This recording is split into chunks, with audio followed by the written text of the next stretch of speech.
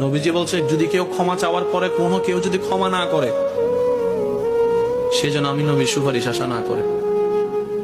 খুব মারাত্মক কথা কিন্তু।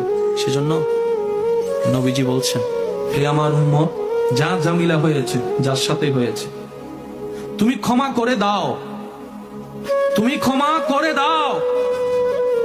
সে ক্ষমা চাক না চাক তুমি মাফ করে দাও। তুমি যদি মাফ করলে তোমার ইজ্জতের কমতি হয়, আমি মুস্তাফা থেকে হাসরের ময়দানে তোমার ইজ্জত বুঝে নিও। বিশ্বাস করেন, প্রতিশোধের যতটুকু শান্তি তার চাইতে বড় শান্তি হচ্ছে মাফ করে দেওয়া। আমাকেও বলার দরকার নাই, কাউকে শোনানোর দরকার নাই।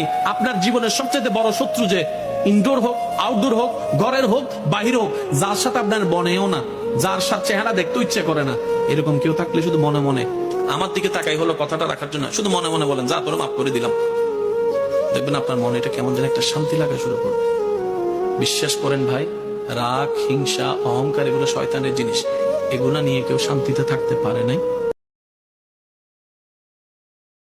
হারালেই জিতা যায় না, হারালেই অনেকে আছে কই মামলা করছে আমি কি হারবো নাকি, দরকার হলে 10 খানি যা জমি আছে এগুলো সব বিক্রি করে দিব, তারপরেও জিতে লাগবে। আপনি 10 খানি জায়গায় শেষ করে আপনি জিতে গেলেন, এবার আপনার আছে কি? এবার আপনার ছেলে মেয়েরাই তো আপনার 14 গোষ্ঠী দোয়াই ফেলবে। বাস্তব যেটা সেটা বলেন না রে ভাইয়া। তো সেজন্য আল্লাহর ওয়াস্তে নবীর সুন্নত হচ্ছে জীবনের শান্তিতে থাকার সবচেয়ে গুড ওয়ে। আল্লাহ পাক আমাদের সবাইকে বুঝার তৌফিক দেন।